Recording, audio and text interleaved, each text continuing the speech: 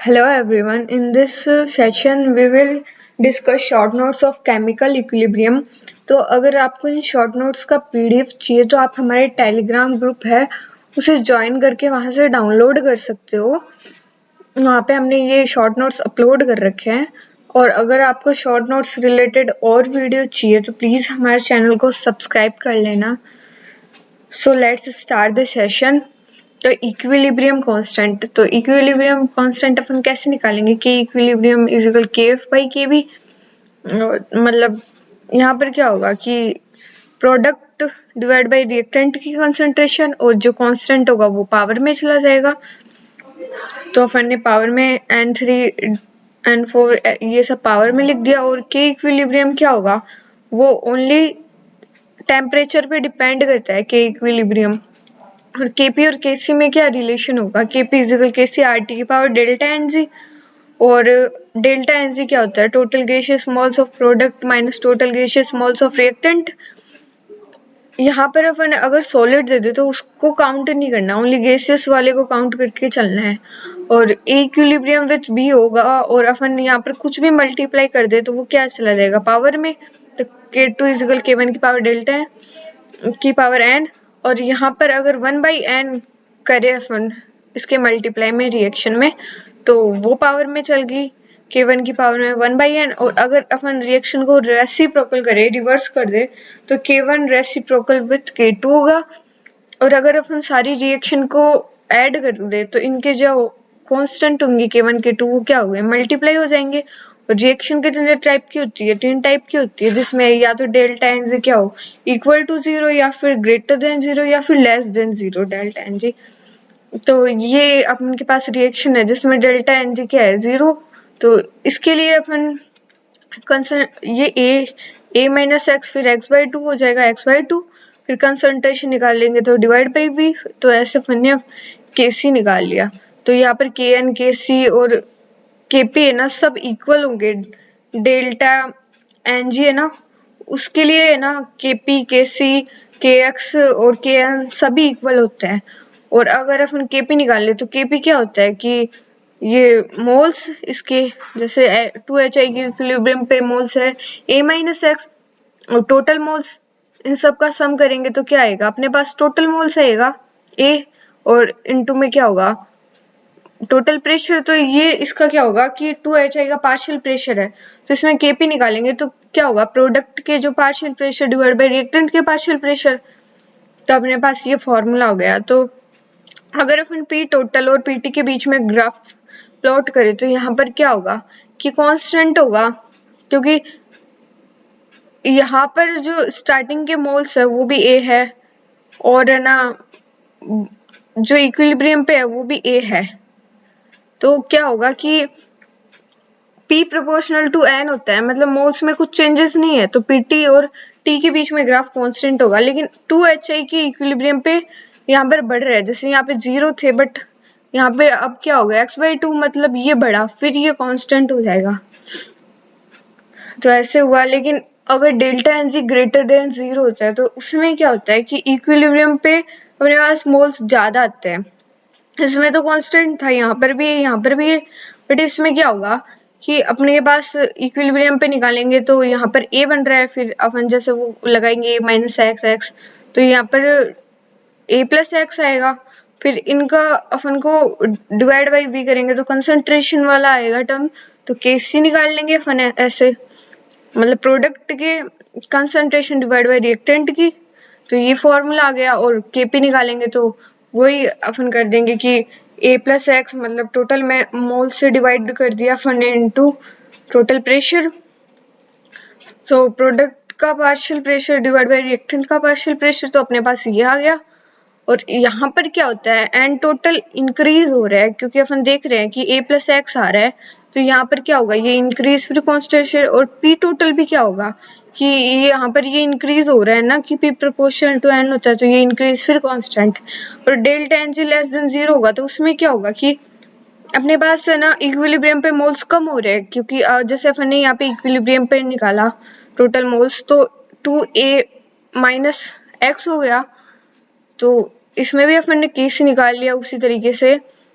और केपी भी निकाल लिया, आपको पता होगा, ये आप समझ जाओगे। और अगर इसमें अपन ग्राफ प्लॉट करें तो इक्विलिब्रियम पे मोल्स कम हो रहे हैं ना अपने पास, तो यहाँ पर क्या होगा, पहले डिक्रीज और फिर इक्विलिब्रियम पे कांस्टेंट। यहाँ पे भी क्या होगा कि पहले डिक्रीज फिर कांस्टेंट, पी टोटल भी। मोल फ्रैक्शन का निकाले तो वो क्या होता है, n divide by n t. फिर अपन ने पी विजिबल एनआरटी से यहाँ पे उस फॉर्मूले से एन निकाल लिया। फिर यहाँ पर V A by we T, तो अपन ने यहाँ पर ऐसे लिख दिया क्योंकि ये इक्वल आ रहे हैं ना यहाँ से। फिर n c l two divide by n t क्या होता है, mole fraction of c l two. तो अपन को only mole fraction of c l two होता है, तो वॉल्यूम परसेंट और फिर इसके डिवाइड में क्या होगा 100। और अगर हेट्रोजीनियस इक्विलिब्रियम होता है तो उसमें क्या होता है, ये ए और फिर ए माइनस एक्स। हेट्रोजीनियस में क्या होगा कि अपने पास सॉलिड और गैसियस दोनों के टर्म्स होंगे, बट अपन को ओनली गैसियस का लेकर चलना है, सॉलिड का नहीं लेना। तो ये क्या हो गया x, फिर यहाँ पर क्या हो गया 2x। 2x क्यों किया अपन ने, क्योंकि यहाँ पर इक्विलिब्रियम पर 2x मोल्स है, क्योंकि मोल फ्रैक्शन निकाल रहे हैं ना, मोल फ्रैक्शन का के वाला कांस्टेंट, तो यहाँ पर अपन को टोटल मोल से डिवाइड करना पड़ रहा है। और यहाँ पर सॉलिड का अपन इसलिए नहीं ले रहे क्योंकि सॉलिड को काउंट ही नहीं करते अपन, केपी कैसे लिखते हैं ना, तो गैसियस वाले को ही करते हैं। तो अपन ने यहाँ पर के एक्स निकाल दिया, तो ये आप देख लेना। और के एक्स इक्विलिब्रियम पे बढ़ रहा है तो ये क्या बढ़ेगा, फिर कांस्टेंट हो जाएगा, ये भी बढ़ेगा फिर कांस्टेंट हो जाएगा पी वाले टर्म्स में भी। और ये रिलेशन होता है कि के एक्स के एन, के सी के एन और के पी के एन के बीच में, ये आप देख लेना। और डिग्री ऑफ डिसोसिएशन का देखिए अपन, डिग्री ऑफ डिसोसिएशन में क्या होता है कि जैसे 1 माइनस 2x x, बट अपन को डिसोसिएशन की टर्म्स में लिखना है तो अपन अल्फा और x के बीच में क्या निकालेंगे, कुछ रिलेशन निकालेंगे। तो अल्फा क्या होता है, dissociation, total moles of dissociated. यहाँ पर कितने मोल्स डिसोसिएटेड हो रहे हैं 2x, और टोटल मोल्स क्या होता है, इन सबको ऐड करोगे तो क्या आएगा अपने पास 1 आएगा। तो ये मैंने 1 लिख दिया। फिर x इज इक्वल क्या होगा x/2, तो यहाँ पर अपन ने x की जगह x/2 लिखेंगे तो 1 माइनस अल्फा, यहाँ पर x की जगह अल्फा/2। तो यहाँ पर अपन ने केपी अल्फा के टर्म्स में निकाल लिया कि प्रोडक्ट डिवाइड बाय रिएक्टेंट, फिर ये फॉर्मूला बन गया अपने पास। लेकिन आप यहाँ पर ये ध्यान रखना कि अपन कभी भी 1 माइनस 2 अल्फा नहीं लिख सकते, ये मैंने ये लिखकर प्रूफ किया है आपको कि क्यों नहीं लिख सकते। और अभी अपन ने ना वो देखिए कि ऑब्जर्व मोलर मास और ऑब्जर्व डेंसिटी का अल्फा के साथ रिलेशन वगैरह, तो वो क्या आएगा, जैसे ये रिएक्शन है इसमें, तो इसमें क्या हो गया 1 माइनस अल्फा, ये 2 अल्फा, ये 3 अल्फा बन गया। जैसे एम ऑब्जर्व क्या होगा कि equal to m theoretical divide by यहाँ पे जो टोटल मोल्स होंगे इसके, तो इन सबको अपन ने डिवाइड कर दिया, तो 1 माइनस अल्फा 2 अल्फा, तो ये अपने पास बन गया। और वेपर डेंसिटी का फॉर्मूला क्या होता है कि मोलर मास डिवाइड बाय 2। और अगर अपन को ना, जैसे यहाँ पर मोलर मास है तो यहाँ पर अपन ने ट्वाइस ऑफ वेपर डेंसिटी कर दिया, और ये थ्योरेटिकल वाला भी ऐसे ही कर दिया, twice of vapour density theoretical. और अपन ये जो थ्योरेटिकल होती है ना, ये अपन निकाल सकते हैं जैसे इस रिलेशन से। जैसे अपन को N2 दे तो यहाँ पर N2 का मोलर मास होता है कि N का होता है 14, फिर N2 का 28 हो जाएगा, तो यहाँ पर अपन ने 28 लिख दिया। तो वेपर डेंसिटी अपन N2 की निकाल सकते हैं इस फॉर्मूले से। तो 1 प्लस अल्फा n माइनस 1 है। यहाँ पर जो n होता है ना वो प्रोडक्ट्स के मोल होता है, और यहाँ पर प्रोडक्ट्स के मोल्स n 1 माइनस 1 मतलब n माइनस 1 लिखेंगे ना, तो अपन को यहाँ पर लेकर चलना है जो प्रोडक्ट में एक होना चाहिए, मतलब एक ही रिएक्टेंट होना चाहिए और उसके इनटू में ओनली 1 मोल होना चाहिए। अगर यहाँ पे 2 3 है ना तो उसका आप डिवाइड में लेकर जाओ, यहाँ पे 1 लगाकर फिर ये फॉर्मूला यूज करना है। और जो थ्योरेटिकल वेपर डेंसिटी जैसे कैपिटल डी से करते हैं, जिसे अपन खुद कैलकुलेट कर सकते हैं, बट ये क्या होती है ऑब्जर्व, मतलब जो प्रैक्टिकल से निकलती है वो क्या होगी, अपन को क्वेश्चन में दे रखा होगा या फिर अपन को वो निकलवा भी सकता है, ये सारी अपन को चीजें दे रखी हो तब।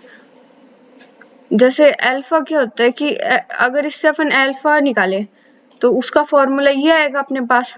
फिर यहाँ पर मोलर मास को अपन उससे भी कर सकते हैं, मतलब वेपर डेंसिटी के टर्म्स में, और जो ऑब्जर्व वेपर डेंसिटी उसे अपन ने स्मॉल डी लिख दिया, और थ्योरेटिकल जिसे अपन खुद कैलकुलेट कर सकते हैं उसे कैपिटल डी लिख दिया। और अब अगर अपन ग्राफ प्लॉट करें कैपिटल डी मतलब थ्योरेटिकल जिसे अपन कैलकुलेट कर सकते हैं, और स्मॉल डी जो अपन को दे रखा होगा जो प्रैक्टिकल से निकलता है, तो उसका फॉर्मूला ये होगा, ये आप ऐसे निकाल सकते हो इससे, जैसे ये कैपिटल डी है, फिर इसको इसके डिवाइड में चला जाएगा तो स्मॉल डी, फिर ये यहाँ पर आएगा तो ये फॉर्मूला बन जाएगा। तो इसकी स्लोप क्या होती है कि कैपिटल डी और स्मॉल डी वर्सेस अल्फा के बीच में ग्राफ, इसकी स्लोप होगी वो n-1 होगी। तो ये आप ग्राफ देख लेना, ग्राफ से भी कुछ क्वेश्चन बन सकते हैं, तो अपन से स्लोप पूछ ले ये ग्राफ देकर। और अपन प्रेशर का देखिए, जैसे प्रेशर मोल्स के इनवर्स मतलब डायरेक्टली प्रोपोर्शनल होता है to 2A3 gaseous equilibrium with AB2 plus half B2। तो जैसे यहाँ पर 800 टोर था, तो इसमें से अपन ने -x कर दिया, फिर यहाँ पर क्या होगा, ये 2 है तो यहाँ पर डिवाइड बाई x/2, और फिर यहाँ पर x/4 टोर। तो इसमें अगर अपन को x निकालना है और p टोटल अपन को दे रखा है, तो यहाँ पर अपन इन सबको क्या कर देंगे, इन सबको अपन ने ऐड कर दिया इक्वल टू 900, और फिर क्या हो गया 800 माइनस x/4 इक्वल 900, तो x क्या आ गया अपने पास 400, 400 तो ये होगा 400, फिर ये होगा 200, ये होगा 100 टोर। तो अपन केपी निकाल सकते हैं यहाँ से, क्योंकि अपन को अब अपने पास सबके प्रेशर पता है अपन को, तो ये अपन कैलकुलेट कर सकते हैं। और अपन के पास अगर ये और देख लेते हैं, जिसमें अगर k है ना बहुत कम हो, 10⁻³ से भी कम हो, तो ये क्या होगा a माइनस x फिर x, ये मतलब बहुत कम है, मतलब प्रोडक्ट में चेंजेस बहुत कम होगा। तो क्या होगा अपने पास, ये इसको अपन x को नेगलेक्ट कर सकते हैं, बहुत स्मॉल है ये, तो a माइनस x को अपन a लिख सकते हैं, क्योंकि a क्या है बड़ा और x बहुत छोटा है अपने पास। तो यहाँ पर अपन a माइनस x को a लिख दिया, तो यहाँ से अपन अब इजीली कैलकुलेट कर सकते हैं। अगर अपन को एक भी टर्म दिया होगा कि x दिया हो तो अपन a निकाल सकते हैं, तो ये इजीली हो जाएगा। और अगर अपन के पास k ग्रेटर देन 10⁻³ हो, तो मतलब ये मैक्सिमम इसमें चला कंप्लीट हो जाएगी रिएक्शन, क्योंकि रेट बहुत ज्यादा है अपने पास 10⁻³ से भी बहुत ज्यादा। तो जैसे इसमें 1 माइनस x करेंगे, तो इसमें क्या है कि अपन नेगलेक्ट नहीं कर पा रहे, 1 माइनस x को नेगलेक्ट कैसे करेंगे, क्योंकि x तो बहुत ज्यादा कन्वर्ट हो रहा है। तो अपन क्या करेंगे, इस रिएक्शन को रिवर्स कर देंगे, सो दैट अपन कुछ अप्रोक्सीमेशन लगा सके। तो 1 फिर ये 1 माइनस x इसको रिवर्स कर दिया, मतलब अब क्या होगा कि x बहुत कम चेंज होगा। तो इसमें क्या कर सकते हैं, 1 माइनस x को अपन 1 लिख सकते हैं, क्योंकि अगर इसकी रेट बहुत कम है 10⁻³ से भी कम है ना, तो मतलब ये x बहुत ज्यादा, x मतलब बहुत कम है ना प्रोडक्ट में जाएगा, तो अपन 1 बड़ा है और x छोटा है, तो x को नेगलेक्ट कर दिया, तो अपन 1 लिख देंगे और फिर सॉल्व कर लेंगे। तो यहाँ पर अपने पास x आएगा सॉल्व करने पे 10⁻⁻⁶। तो और ये आप है ना कॉम्प्लेक्स फॉर्मेशन का भी एक क्वेश्चन होता है, बट ये जेई वगैरह में आया, ऐसे क्वेश्चन है जैम में नहीं है, तो इतना आप डिटेल में नहीं जाओ तो मजा ना, बट इसे आप देखना चाहो तो देख लेना। और अगर रिएक्शन क्वेश्चन वाला देखिए अपन, जैसे रिएक्शन क्वेश्चन क्यों होता है, Q होता है ग्रेटर देन K इक्विलिब्रियम, तो ये क्या होगा, मतलब Q बहुत ज्यादा है और अपन को इक्विलिब्रियम पर जाना है, तो क्या होगा अपन को Q कम करना पड़ेगा। Q कम करेंगे तो मतलब अपन को प्रोडक्ट को कम करना और रिएक्टेंट को बढ़ाना है, तो रिएक्टेंट को बढ़ा रहे हैं और प्रोडक्ट को कर रहे हैं, तो मतलब ये बैकवर्ड हो जाएगा। और अगर Q क्या है अपने पास कम है, बट अपन को K इक्विलिब्रियम पे जाना है, तो Q को बढ़ाना पड़ेगा। Q को बढ़ाएंगे तो क्या करेंगे, मतलब प्रोडक्ट बढ़ा रहे हैं और रिएक्टेंट कम कर रहे हैं अपन, तो ये क्या होगी फॉरवर्ड जाएगी, क्योंकि प्रोडक्ट बढ़ेगा तो फॉरवर्ड और प्रोडक्ट कम हो रहा है तो बैकवर्ड। और ली चार्टली प्रिंसिपल क्या होता है कि जिस ये अपने पास 5 पॉइंट है, ये अपन को पढ़ने पड़ेंगे। इफेक्ट ऑफ कंसंट्रेशन, मतलब reaction will go from lesser concentration to higher concentration. जिसमें रिएक्शन क्या होगी, कंसंट्रेशन पे क्या होता है, जहाँ पे lesser concentration to higher concentration पे जाके वो इक्विलिब्रियम अटेन करेगी। और अगर प्रेशर के टर्म्स में चेंजेस होगा तो क्या होगा कि अगर प्रेशर बढ़ा रहा है तो क्या होगा कि reaction will go laser number of moles. अगर मतलब अपन प्रेशर बढ़ाएंगे तो रिएक्शन किस साइड में जाएगी, जहाँ पे नंबर ऑफ मोल्स कम होंगे। और अगर अपन वॉल्यूम का देखें तो वॉल्यूम का देखेंगे कि pressure inversely proportional to v होगा। मतलब प्रेशर में मतलब वॉल्यूम वाले में अपन प्रेशर का उल्टा करेंगे। मतलब यहाँ पर प्रेशर बढ़ा रहे हैं और यहाँ पर वॉल्यूम बढ़ा रहे हैं, तो इसका उल्टा होगा। यहाँ पर reaction will go higher number of moles, क्योंकि अपन को इसका उल्टा करना है ना यहाँ पर। तो ये आप देख लेना। और इफेक्ट ऑफ टेम्परेचर का क्या होगा, ये अपन को फॉर्मूला याद रखना है, जैम में इससे बहुत क्वेश्चन आए हुए हैं। तो log K2 divide by K1 delta H divide by 2.303 R bracket 1 by T1 minus 1 by T2। और K इक्विलिब्रियम क्या होगा, KF बाई KB। और K यहाँ से ये हो जाएगा। और एक्सोथर्मिक रिएक्शन होती है, उसके लिए क्या होता है, K equilibrium equal to KF by KB। और इसमें एक्सोथर्मिक में क्या होगा कि फॉरवर्ड तो कम बढ़ेगा बट बैकवर्ड बहुत ज्यादा बढ़ रहा है टेम्परेचर इंक्रीज करने पर। और एंडोथर्मिक में क्या होता है, इसका मतलब क्या है, यहाँ पर तो K इक्विलिब्रियम कम होगा। और अगर अपन एंडोथर्मिक की देखें तो मतलब टेम्परेचर बढ़ाएंगे अपन तो क्या होगा, टेम्परेचर बढ़ाएंगे तो इसमें क्या होगा, KF तो ज्यादा बढ़ेगा और K भी कम बढ़ेगा, तो K इक्विलिब्रियम ओवरऑल बढ़ जाएगा। और इफेक्ट ऑफ इनर्ट गैस का देखें तो इफेक्ट ऑफ इनर्ट गैस में क्या होगा, इनर्ट गैस एडिशन करेंगे तो अगर एट कांस्टेंट प्रेशर पे इनर्ट गैस ऐड करें तो वॉल्यूम बढ़ाएंगे। तो वॉल्यूम बढ़ाएंगे तो reaction will go from higher number of moles, मतलब हायर नंबर ऑफ मोल्स की तरफ जाएगी रिएक्शन एट, मतलब प्रेशर कांस्टेंट है मतलब वॉल्यूम बढ़ रहा है। और अगर inert gas added at constant volume, अगर वॉल्यूम कांस्टेंट होगा तो उसमें कुछ भी चेंजेस नहीं होगा, क्योंकि P बाई एन क्या होगा, RT डिवाइड बाई V।